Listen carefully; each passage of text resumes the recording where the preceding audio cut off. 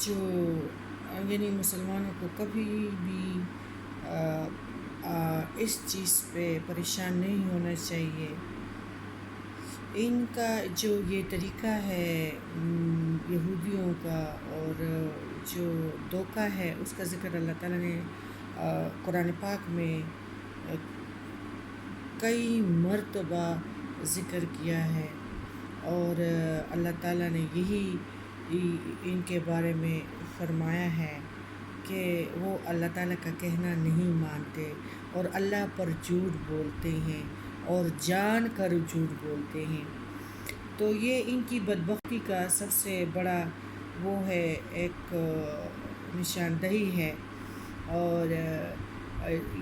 یہ جو سنگ دل بنے ہوئے ہیں، تو ان کا کیا ہے، یہ لوگ کہتے ہیں کہ ہم اللہ سے ملیں گے نہیں، تو جانا تو سب نے ہے اور اس زمین کے پیٹ میں تو سارے جائیں گے۔ پھر سب سے بڑی نعمت جو ہے، ان سے تو تقریباً ہر قسم کی نعمتیں اسی وجہ سے چھین لی گئی ہیں، اور سب سے بڑی نعمت جو ہے وہ نبوت ہے، جو ان میں مدت دراز سے چلی آ رہی تھی اور چھین کر بنی اسرائیل کو عطا کر دی گئی۔ اب اللہ کا کلام قرآن مجید کی صورت میں یہ ہماری پاس ہے، پیارے نبی کی امت کے پاس ہے، اور پیارے نبی کی امت کو چاہیے کہ اس کے الفاظ اور معنی کو سمجھے اور اس پہ غور و تدبر کرے، اور پھر کوئی ایسی بات اللہ کی طرف منسوب نہ کرے جو اس کے کلام میں اور اللہ کے کلام میں نہ ہو یا اس کے منشا کے خلاف ہو۔ اللہ تعالیٰ خود فرماتے ہیں کہ اہل کتاب کو نہیں دیکھا جنہیں کتاب سے کچھ حصہ ملا ہے اور وہ گمراہی خریدتے ہیں اور چاہتے ہیں کہ تم لوگ بھی راہ سے بھٹک جاؤ، اور اللہ تمہارے دشمنوں کو جانتا ہے۔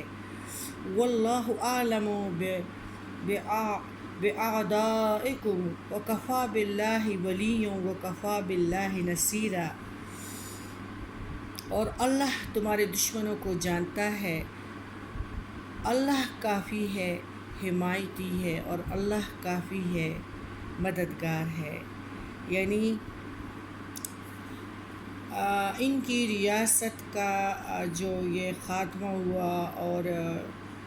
پھر ان کا جو یہ ان لوگوں نے جو اپنی خود غرضی کے خاطر صحیح دین کو بیچ دیا اور دنیا کو خرید لیا، اور ان کوششوں میں ہے کہ مسلمانوں کو بھی دین اسلام سے پھیر دے، تو اللہ تعالیٰ ان کے بارے میں فرماتا ہے کہ اے مسلمانوں، میں تمہارے دشمنوں کو خوب جانتا ہوں، تم اطمینان رکھو، تمہارا کچھ نہیں بگاڑ سکیں گے، تم ان سے پرہیز کرو، اللہ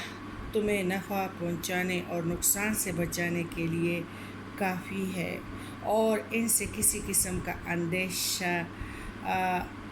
مت کرو اور دین اسلام پہ قائم رہو۔